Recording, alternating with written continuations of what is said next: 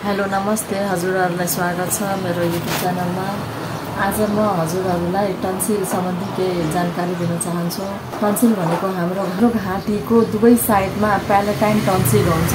प्यालेटाइन टन्सिलको inflammation generalised inflammation of tonsil is known as tonsillitis. Tonsil हामीले normally तरिकाले बुझ्दाखेरि टन्सिल भनेको के हो भन्दाखेरि हाम्रो घाँटीको दुवै साइडमा प्यालेटाइन जुन टन्सिल हुन्छ हैन, त्यसको इन्फ्लामेसनमा सुन्निनु, हामीलाई गाह्रो हुनु, त्यसैलाई टन्सिल भनिन्छ। अब त्यो टन्सिलले हाम्रो प्यालेटाइन टन्सिलले के काम गर्दछ, त्यसले के गर्छ भन्दाखेरि प्यालेटाइन टन्सिलले हाम्रो लिम्फोनाइड टिस्युहरु वा अर्गेनहरु निकाल्ने काम गर्छ। अब लिम्फेटिक सेल भनेको के हो भन्दाखेरि हामीले बुझ्दाखेरि लिम्फेटिक सेल भनेको हाम्रो बडीमा एन्टिजेनहरु, फरेन एन्टिजेनहरु हाम्रो शरीरमा प्रवेश नगरोस् हैन, त्यसको काम गर्ने गर्दछ।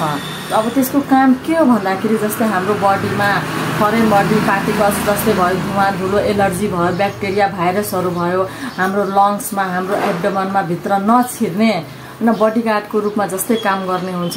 त्यही भएर हाम्रो टन्सिल भनेको धेरै इम्पोर्टेन्ट पार्ट हो हाम्रो बडीको। अब त्यसैमा तपाईको अब इन्फ्लामेसन हुनु, सोइलिङ, लाइटिस हाम्रो मिक्स भइसकेपछि टन्सिलाइटिस भनिन्छ। अब हाम्रो टन्सिलको कजेसहरु के भन्दाखेरि के कारणले टन्सिल हुने गर्छ भन्दाखेरि मेन भनेको टन्सिल हाम्रो भन्दाखेरि चिल्ड्रेन ग्रुपमा बढी हुन्छ। अब त्यो यसको कारणहरु तपाईको ब्याक्टेरिया र भाइरस हुन्। ब्याक्टेरियामा तपाईको के पर्दछन् भन्दाखेरि स्ट्रेप्टोकोकस, निमोनियोकोकस पर्दछ र भाइरसमा तपाईको adenovirus, rhinovirus, hepatitis A, एचआईभीहरु पनि पर्ने गर्दछ। अब टाइप्सहरु आए। टाइप्सहरु कति प्रकारका हुन्छन् भन्दाखेरि टन्सिलको एक्युट टन्सिल हुन्छ, क्रोनिक टन्सिल हुन्छ र रिकरेन्ट टन्सिल हुन्छ। एक्युट टन्सिल भन्दाखेरि के हो भन्दाखेरि तपाईको यो चिल्ड्रेन ग्रुपमा बढी हुने गर्दछ र यो तपाईको अब जस्तै गाह्रो हुने हुन्छ। गाह्रो हुँदाखेरि तपाईको 7 दिनदेखि 10 दिनसम्मको हुन्छ। यो तपाईको चिल्ड्रेन ग्रुपमा बढी हुन्छ एक्युट टन्सिल र यो तपाईको बच्चाहरुको जीवनकालमा तपाईको 1 वर्षमा या जीवनकालमा उसको लाइफ भरिमा एकचोटी हुने हुन्छ नै एक्युट टन्सिल।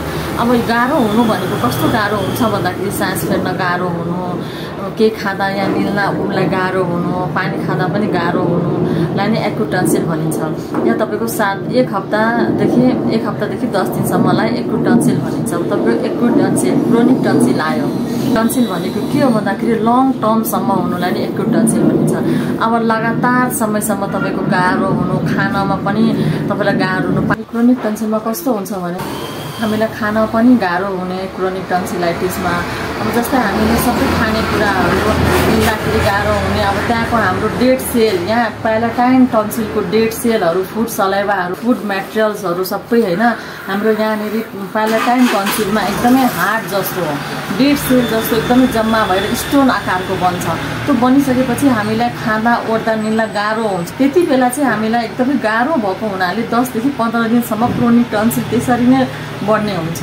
त्यसैलाई नै क्रोनिक टन्सिलाइटिस भनिन्छ। अब रिकरेन्ट टन्सिल भनेको के हो भन्दाखेरि हजुरहरूले बुझ्दाखेरि रिकरेन्ट 1 वर्षमै हजुरलाई 6-7 चोटि त्यस्तै प्रब्लम आइराख्नेलाई रिकरेन्ट टन्सिलाइटिस भनिन्छ। रिकरेन्ट टन्सिल किन हुन्छ भन्दाखेरि हाम्रो ह्युमन बडीहरुलाई हामीलाई अब तपाईको जस्तै इम्युनिटी पावर एकदमै बडीमा कम छ, अब जेनेटिक कारण छ भने त्यो कारणले पनि टन्सिलाइटिस एकदमै रिकरेन्ट हुन्छ। लक्षणहरु के भन्दाखेरि तपाईको एकदमै साइन एन्ड सिम्पटमहरु के भन्दाखेरि तपाईको टाउको दुख्ने हुन्छ, खान मन नलाग्ने हुन्छ, सास गनाउने हुन्छ। टन्सिलको कारणले हामीलाई कान दुख्ने पनि समस्या हुन्छ, खान मन नलाग्ने हुन्छ, कहिलेका सर्टनेस अफ ब्रेथ पनि हुन्छ, सास फेर्न गाह्रो हुन्छ, खान मन नलाग्ने हुन्छ, टेम्परेचर कुनै बेला राइज हुन्छ, टन्सिलको साइज हुन्छ।